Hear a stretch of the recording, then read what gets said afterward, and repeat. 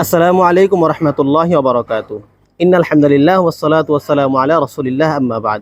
আজকে জিলহজ মাসের গুরুত্বপূর্ণ একটি বিষয় নিয়ে উপস্থিত হয়েছি। বিষয়টি হচ্ছে জিলহজ মাসে আমাদের কি কি করণীয়। বিশেষ করে জিলহজ মাসের প্রথম 10 দিন, জিলহজ মাসের চাঁদ দেখা থেকে নিয়ে শুরু করে 10 দিন, এই 10 দিন কি কি করণীয়, আমরা কি কি করতে পারি, এই বিষয়ে আজকে আমরা আলোচনা করব ইনশাআল্লাহ তাআলা। বিশেষ করে জিলহজ মাসের 1 থেকে 9 তারিখ পর্যন্ত বিশেষ কিছু গুরুত্বপূর্ণ আমল রয়েছে।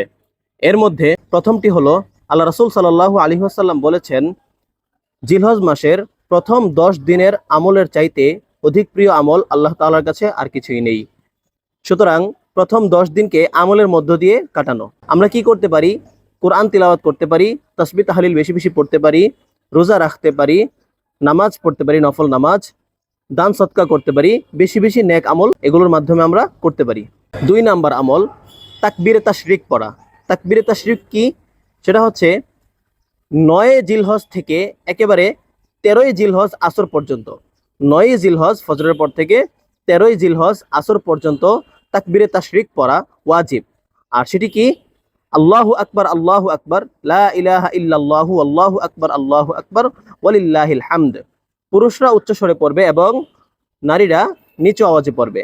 প্রত্যেক ফরজ নামাজের পর এই আমলটা করবে।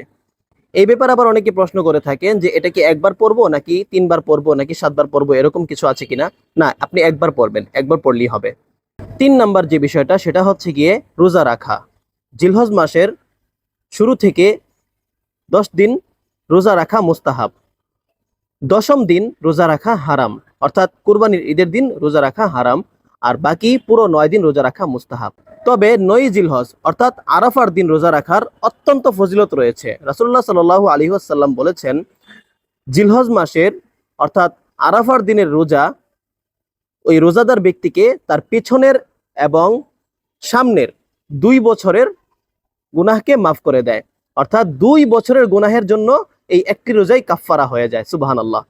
এই জন্য এই রোজাটি অত্যন্ত গুরুত্বপূর্ণ হিসেবে আমরা সবাই রাখার চেষ্টা করবো ইনশাআল্লাহ। 4 নম্বরে আমরা যে কাজটা করতে পারি সেটা হচ্ছে চুল নখ কাটা থেকে বিরত থাকা। অর্থাৎ যারা কুরবানি করবে, রাসূলুল্লাহ সাল্লাল্লাহু আলাইহি ওয়াসাল্লাম বলেছেন, যারা কুরবানির নিয়ত করে বা যারা কুরবানি করবে, তারা জিলহজ মাসের চাঁদ ওঠার পর থেকে একেবারে 10 তারিখ পর্যন্ত, কুরবানি পর্যন্ত, তারা যেন চুল নখ না কাটে।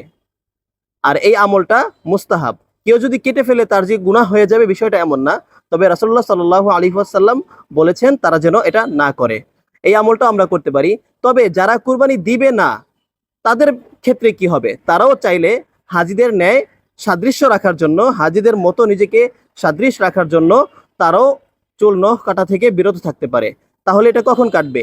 জিলহজ মাসের প্রথম তারিখ অর্থাৎ চাঁদ দেখার আগেই শরীরের অতিরিক্ত পশম বা যা কিছু কর্তন করার সেগুলো কেটে নেবে। 5 নম্বরে আমরা যে আমলটা করতে পারি সেটি হচ্ছে বেশি বেশি জিকির করা।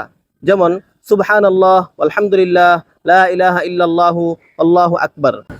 এই জিকিরগুলো পড়া মুস্তাহাব। 6 নম্বরে আমরা যে কাজটা করতে পারি সেটা হচ্ছে বেশি বেশি কোরআন তিলাওয়াত এবং তাওবা ইস্তেগফার পাঠ করা। যেমন আল্লাহ তাআলার কাছে ক্ষমা প্রার্থনা করা, আস্তাগফিরুল্লাহর উপর আমল করা, তারপর আত্মীয়তার সম্পর্ক বজায় রাখা, গুনাহের জন্য পানাহ চাওয়া ইত্যাদি। এই কাজগুলো আমরা এই দিনে করতে পারি। আল্লাহ তাআলা আমাদেরকে যত রকমের ভালাই আছে, যত রকমের ইবাদতের অন্তর্ভুক্ত যে সকল কাজ আছে, সবগুলোকে সমষ্টিভাবে আমল করার তৌফিক দান করুন। এই যে 1 তারিখ থেকে নিয়ে 10 তারিখ পর্যন্ত পুরো এই 10টা দিনকে আমলের উপর দিয়ে কাটানোর তৌফিক দান করুন।